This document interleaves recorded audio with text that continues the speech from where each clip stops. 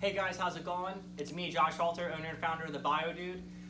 It's been a bit, and today I actually have an update video for you guys. I wanted to give you guys an update on my 10+ year corn snake terrarium that I've had going for a really long time, as well as to show you guys what I've been doing with that terrarium as far as introducing other types of animals with them that are in the exact same environment, the North American biotype. And I'm really excited to share that to you guys. Now, I'm sure the first thing you're saying is, Bio Dude, why are you mixing species? Well, mixing species is a big thing in this hobby, in the aspect of a lot of people want to do it, but a lot of people don't understand what you have to do to be successful with it. And what I'm going to talk about with you guys today are what are the most important elements of when you have mixed species enclosures, of things you need to follow, things that you yourself must be aware of if you're going to do it. And to further reiterate that it is not for beginners. You should have many, many, many years of reptile keeping under your belt before you even accomplish things like this. Besides understanding their husbandry, you also have to have a decent understanding of parasite transmission. You have to have an understanding of what they need as an animal to be able to function without taking the needs of others away. So this tank was established in March about 10 years ago. And it was bought for Nagini, my wife's corn snake, who I purchased at the reptile show in Hamburg, Pennsylvania. You guys know I'm from Hamburg, from Lancaster. And we bought her, and she was the size of an earthworm. She was a run for $5. And I said to myself, well, I don't see this snake surviving, but you know what? Let's give it a try because Danielle really wanted it. Here we are about 10 years later, and while Nagini she's a smaller corn snake. You know, when I look at other female corn snakes, she's about 80%, she's probably about 20% smaller than what she should be. But when I first got her, I had to feed her pinky heads. And it was not fun to do that, but now she's doing really well. And I want to show you guys to take a really good look. So what I have in this 75-gallon Tetra Fauna Deluxe, I have a total of 3 different species. The first that I have is a 1.1 pair of corn snakes. I have 2 female green tree frogs and 1 adult green anole.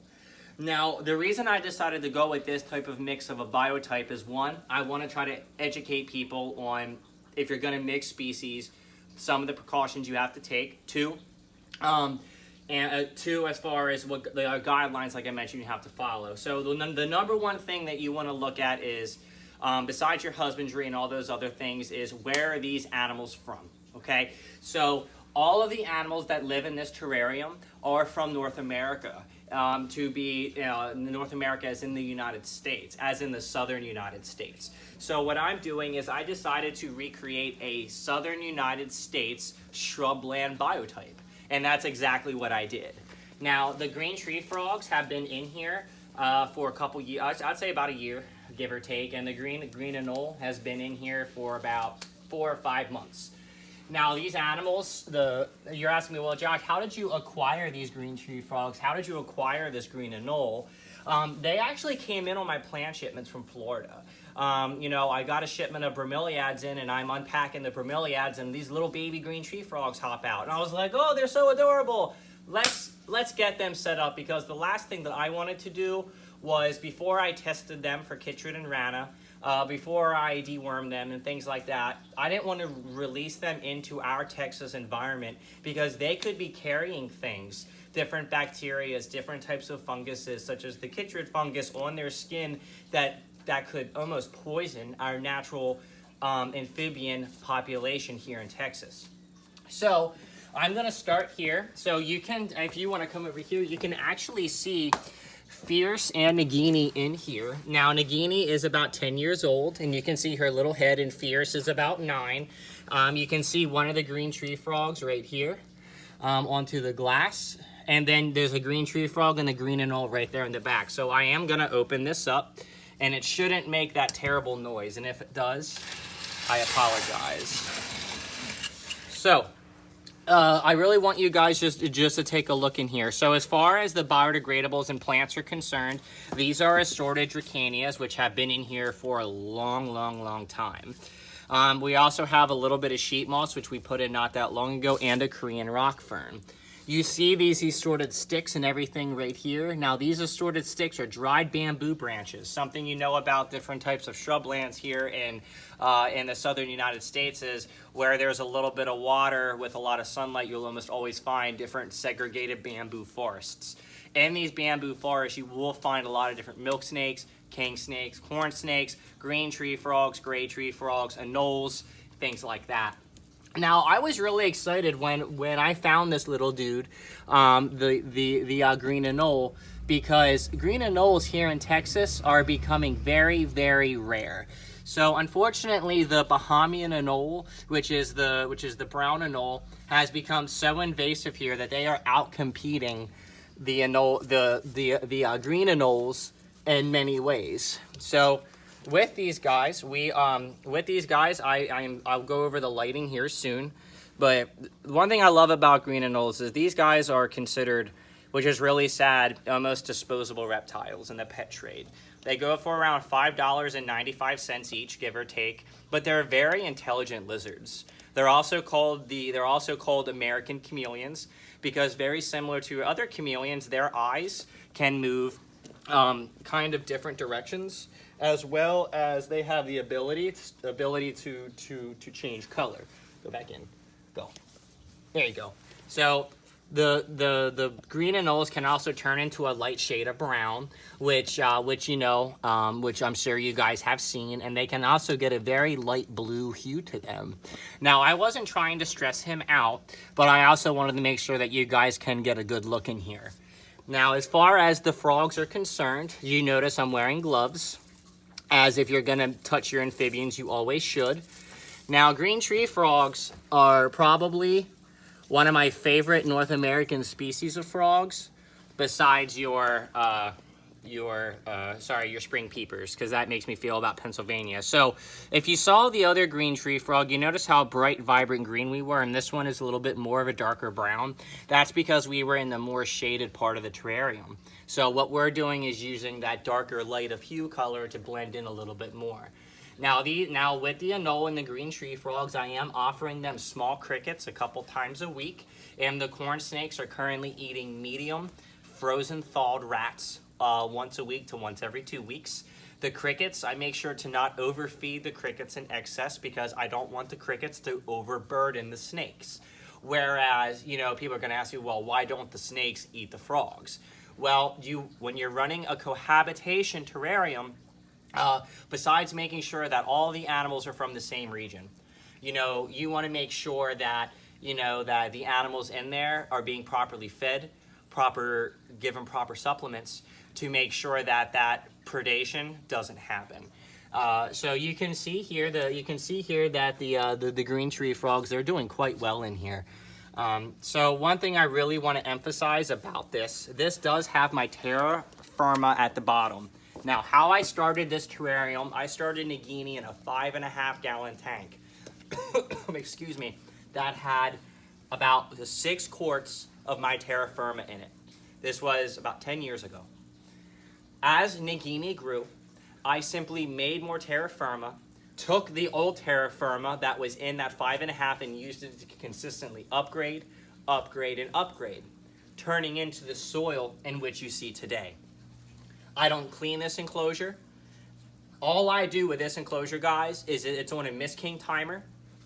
They get fresh water, and the animals get fed.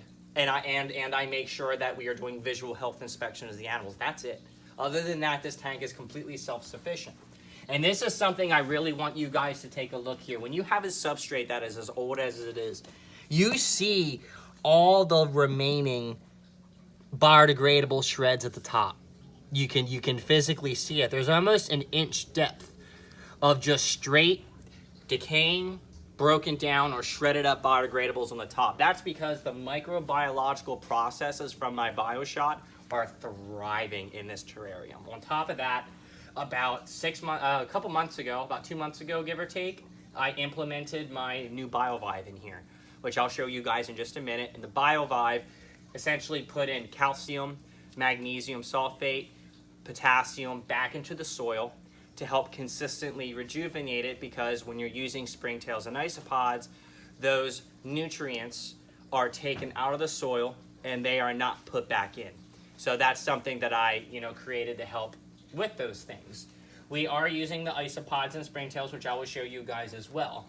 So first, let me put this back over here. I'm sorry about that noise. Okay, so not only is the Firma working exceptionally well, there is a significant levels of burrows in this terrarium. These snakes have created numerous tunnels, numerous burrows. They have perfect sheds every single time. As you can see in here, we have some ghosts, we have some cork rounds partially submitted into the soil, as well as ghost wood, which also comes from California, throughout the soil. So you can see Nagini is actually here underneath.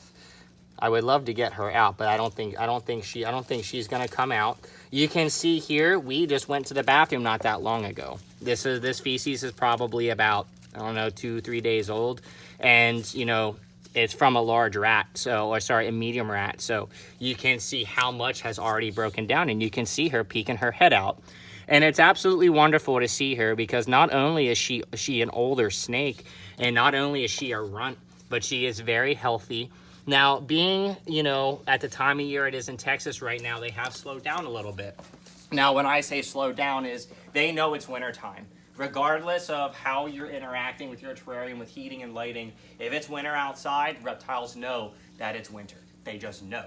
So it's very important that as keepers that we replicate those seasons as closely as possible, especially when you're doing a mixed community enclosure. So I want to kind of talk about a little bit in regards to what I did before I introduced these animals, as well as what every keeper should do. So initially, when you want to look at what species can work with what, you always want to look at, okay, should I even do this? Is this going to be beneficial for these animals in any way, shape, or form, or am I doing this just for me? You need to look at how those animals interact in the terrarium. Are they arboreal? Do they like to stay in the under canopy in the middle? Or are they ground dwellers that like to stay underground? What's their humidity like? Do they like to have high humidity, low humidity, or high humidity with spikes throughout the day? Do they like to have a hot spot? If so, what is that hot spot? Do the other animals in that terrarium, can they handle that hot spot? Do any of these animals need UVB? If so, what percentage of UVB do they need? And if I supply that percentage, can that level be harmful to the other enclosures in the terrarium? Another big thing that I mentioned before is parasite transmission. Now, this is something that I can't stress enough. This is most likely, besides predation or fighting or improper husbandry, this is probably the biggest thing that people overlook. And what I'm saying about parasites and what I'm saying about fungus. So I'm going to talk about parasites first. So just like humans, we all have our own natural microbiome inside of us, okay? Reptiles, amphibians, invertebrates, they all have their own microbiome inside them that have very niche bacteria that function within them to maintain homeostasis. When you go to another country, those people that live in that country have their own unique microbiome that helps their immune system fight against diseases or other occurrences that are naturally in that area. I want you guys to think of it this way. You live in the United States and you say, hey, I want to go to India for my vacation. You go to India and you drink the water and you get sick. Now, primarily that happens because your body is not used to that natural bacteria found in that area, which causes that upset. It is no different with reptiles and amphibians. Reptiles, amphibians, they shed this bacteria every day. Every day. Every day they do this. Now, when you are dealing with frogs that go through osmosis on their skin, they absorb everything through their skin. They are then taking in that bacteria, which then could cause a reaction that could potentially be fatal. So then I'm sure you're asking yourself, well, BioDude, what am I supposed to do? And what you're supposed to do is make sure you take those animals to a reptile veterinarian and you get them dewormed, which then you make sure that after they're through quarantine, after you know that their fecals are clean, after you know that they're eating and healthy, then until you know all of those things, do you even consider keeping multiple different species together? The next thing I'm going to touch base on, which I'm going to show you guys in the next video how to test for, is one of the biggest issues with amphibians today. Besides habitat destruction, there is another silent killer that not many people know about, and that is the chytrid fungus. Now, as of right now, there is 2 different types of chytrid funguses. The first one is Bacterium dendrobatus, which affects all amphibians. Tree frogs, dart frogs, animals like, frogs like that.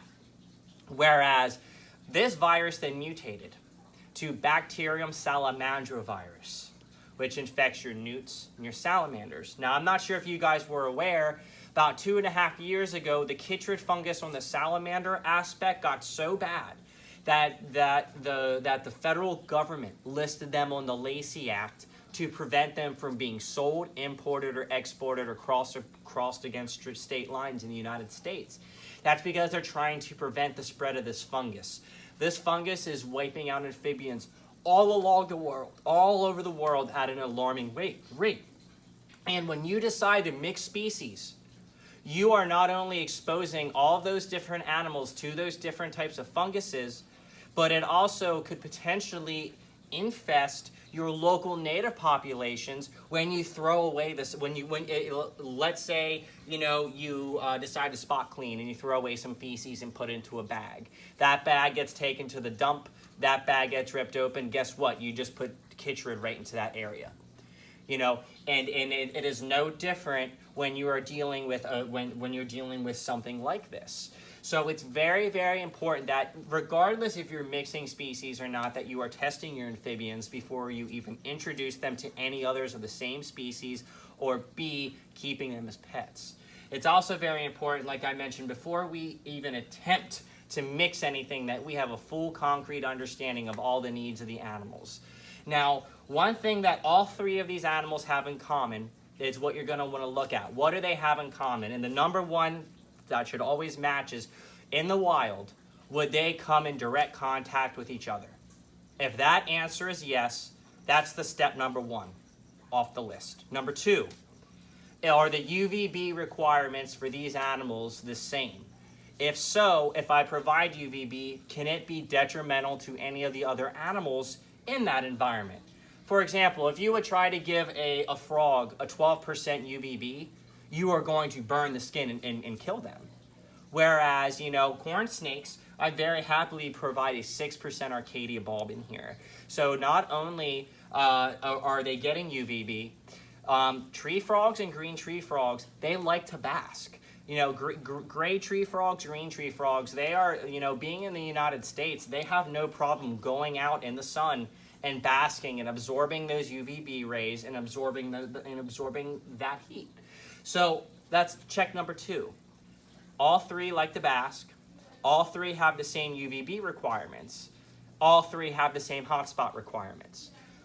I like to give my corn snakes a hotspot of 88 to 90 degrees with a cool side of 70 degrees.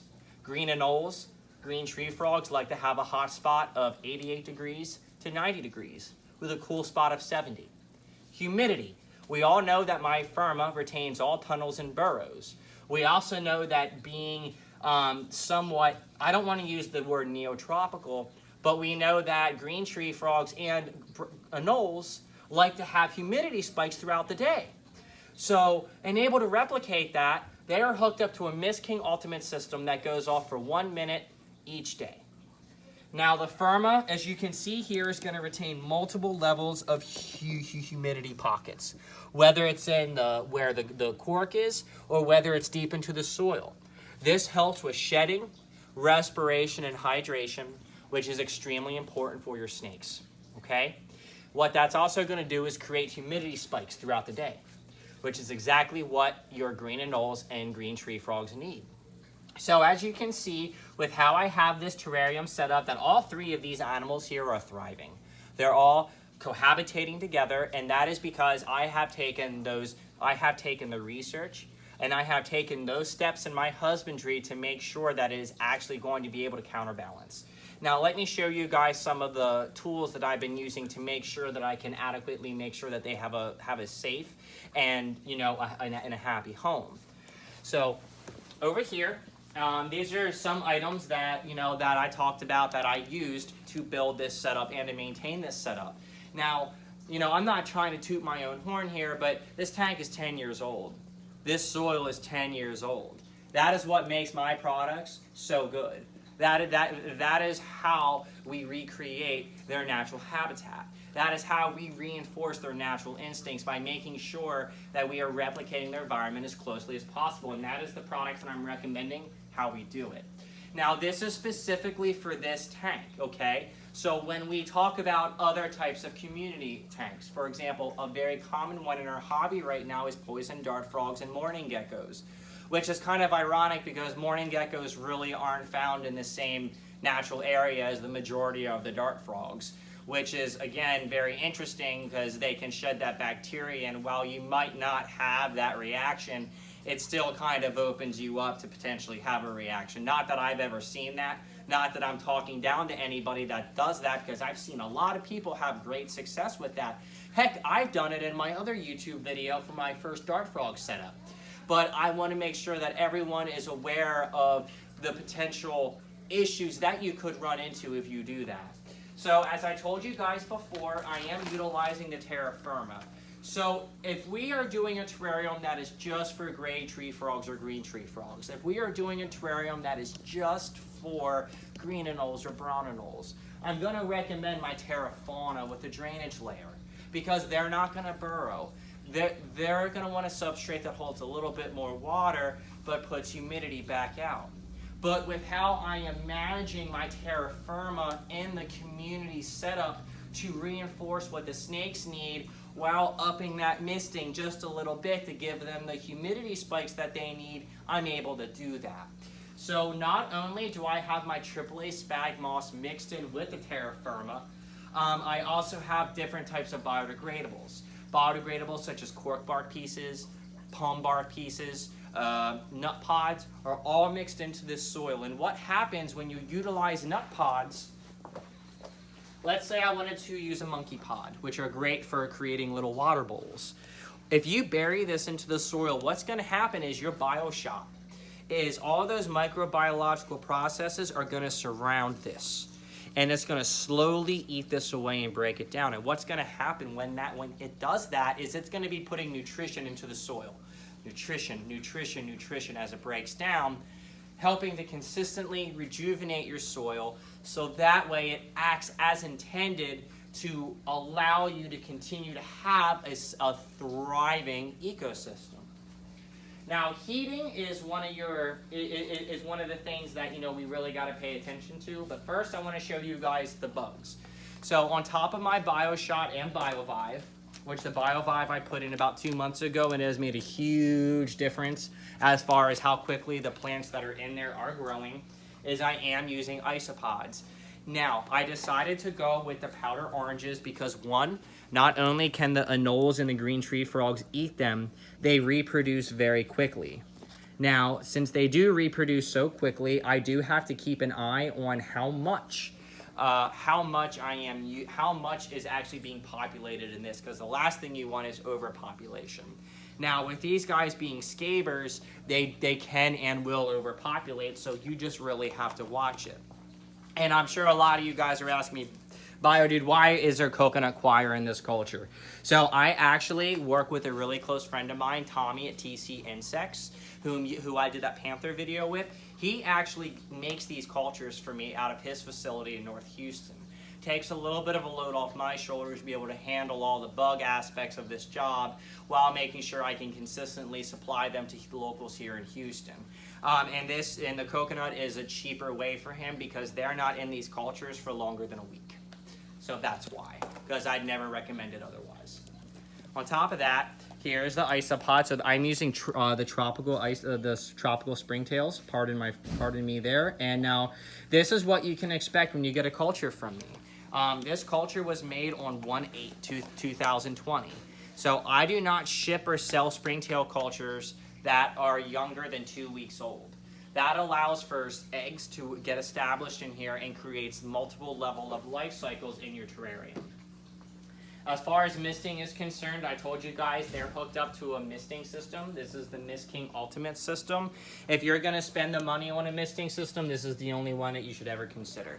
The only one. The other ones on the market don't even touch these with a 10-foot pole. The other option is using these types of misters. If you don't want to purchase them from me, Home Depot, Walmart sells this exact one for $5. So again, it really just depends on what you want and how much, you know, self-maintaining that you want this to be. Okay, as far as heating is concerned. So I want to show you guys a couple different options. So the first thing that I want to talk to you guys about is about the PowerSun UVB. So ExoTerra also makes one called Solar Grow, which is about equivalent. These bulbs put UVB out about 6 months, right around 4 to 5%. Now this is a great bulb for, you know, for your types of critters that are in this type of environment.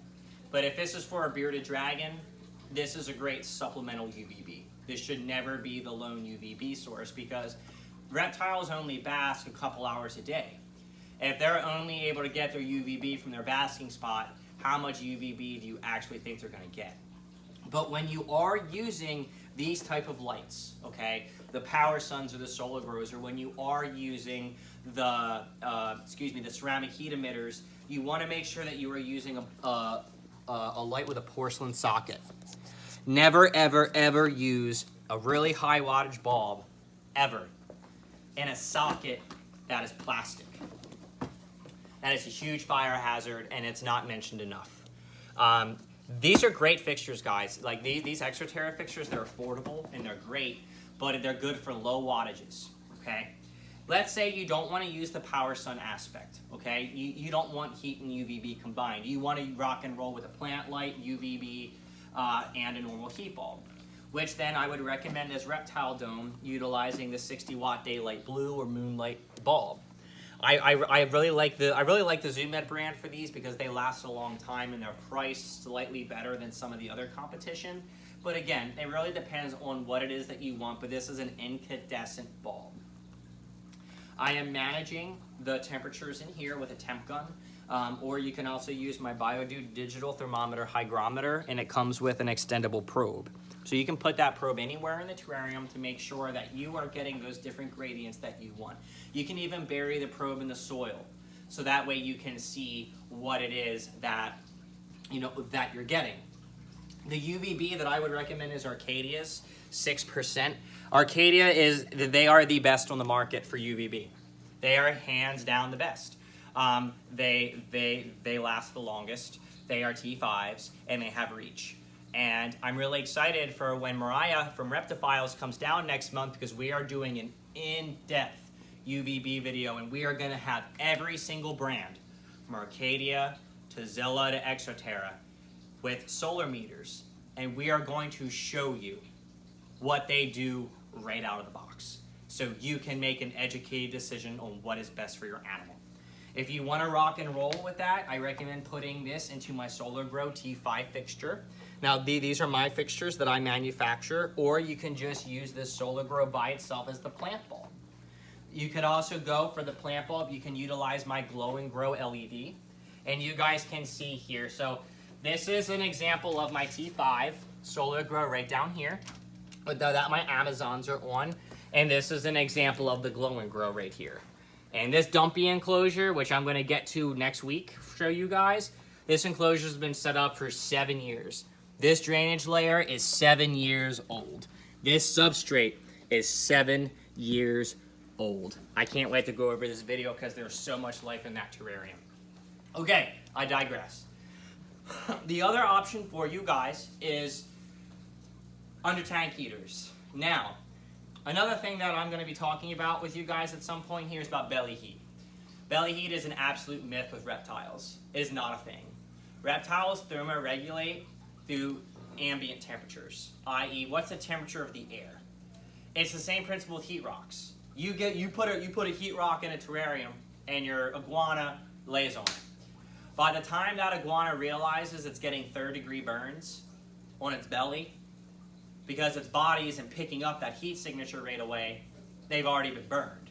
Because it doesn't raise the ambient temperature, it only raises the surface temperature. That's why I always put the under tank heaters on the side, so that way it is able to push through a little bit of that substrate. If you're going to use an under tank heater, it is always recommended to make sure it's hooked up to a thermostat.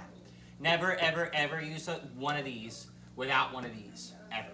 And you always want to make sure that you're never pinching the cord. What's really ironic about this is that this is called an under tank heater. But if we open this, so you can see here at the picture on the bottom how it has the 4 lips, so that way it doesn't get pinched. But if you actually open up this package, there's an instruction sheet that is right here. That instruction sheet tells you to put it on the side. So somebody at some point must have had a big time problem. So again, that just further reinforces, you know, you want to make sure that you use a thermostat, and a lot of times the under tank heaters aren't going to be enough to provide you that level of heat that they need, but it is a great supplemental heat, especially in the wintertime if you are in fact in Pennsylvania. Excuse me. So I just want to briefly go back to this. I really want to, you know, express my gratitude with you guys. You know, with watching this video and, you know, all your support. And I'm going to show you guys this little dude one last time. Come here. Now, so you can see now we're nice and green, and we just took a big old hop. We can see that the green anole is up here basking and chilling, and you can see the back of his tail is perfect, so he hasn't been nibbled on. You can see that his physiological structure is healthy. He doesn't have any hip bones showing, and he is at optimal weight. And you can also see that the tree frogs are doing well. And then, of course, you can see the snakes. Like, come on, fierce. Come here. He's like, no, I'm not coming out. I don't want to come out. Let me see if I can get Nagini. Come here. Nope.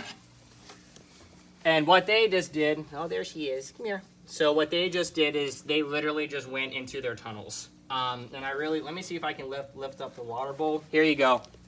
So this is an entrance to a tunnel.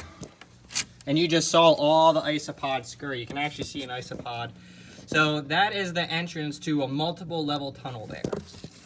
And you can see how well the Firma is functioning in this environment.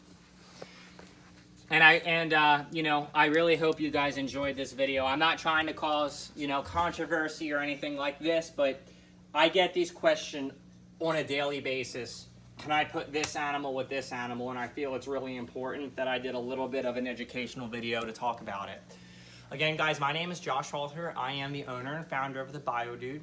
You can come visit my store here in Houston, the BioDude, Houston, Monday through Friday, 9 a.m. to 4 p.m. or Saturday, 10 a.m. to 2 p.m., which is actually, you can see my showroom right behind me.